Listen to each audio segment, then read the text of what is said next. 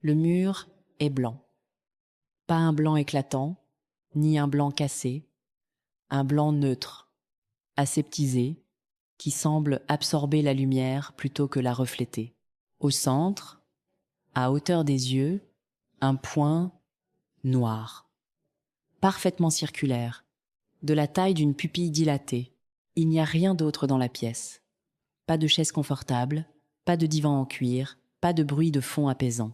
Juste le mur, le point et le silence, qui pèse comme une couverture de plomb. Il s'assoit, ou plutôt, il se laisse tomber dans l'espace vide. Les instructions sont simples. Regardez. Ne pas cligner des yeux plus que nécessaire. Ne pas penser. Laisser l'esprit se vider. C'est la thérapie par le vide.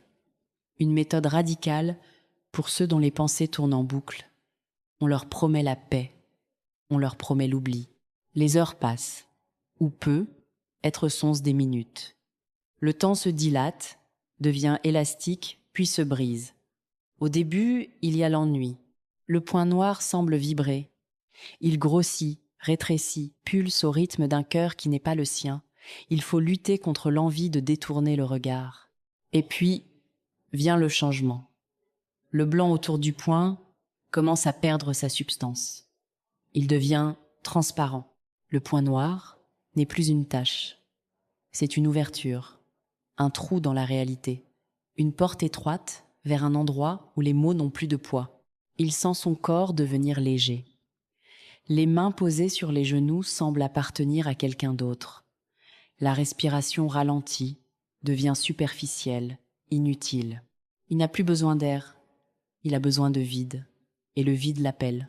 Ce n'est pas une voix, c'est une traction, une gravité inversée. Il voit les autres patients, ceux qui sont venus avant lui. Ils ne sont plus là, leurs dossiers sont fermés, on dit qu'ils ont traversé. Il veut comprendre. Est-ce la mort? Est-ce Dieu? Est-ce simplement le néant, pur et consolant? Il n'y a pas de réponse. Till sent une frontière céder, une membrane fine, invisible, qui séparait le moi du tout. Elle se déchire, sans bruit, sans douleur, juste un glissement. Il se lève, ou peut être que le mur avance. La distance entre lui et le point noir s'annule. Il tend la main. Ses doigts ne touchent pas le mur. Il traverse. La sensation est froide, puis chaude, puis indifférente. Il fait un pas. Son pied ne rencontre pas le sol. Il rencontre l'absence de sol. Il sourit. Son esprit est silencieux. La pièce reste vide. Le mur reste blanc. Le point noir reste là, attendant le suivant. Sur le bureau, un dossier s'ouvre tout seul. Une page blanche. Un stylo roule et tombe. Le silence reprend ses droits. Il n'y a plus personne pour regarder. Mais le point, lui, continue de voir. Il attend. Car le vide a toujours faim. La thérapie ne s'arrête jamais. Elle ne fait que changer de sujet. Merci d'avoir partagé ce cauchemar.